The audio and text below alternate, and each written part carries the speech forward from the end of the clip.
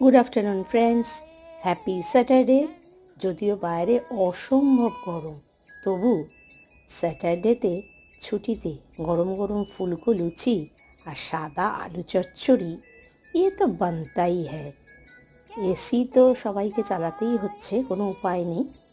আর যাদের এসি নেই, সত্যি তাদের খুবই কষ্ট।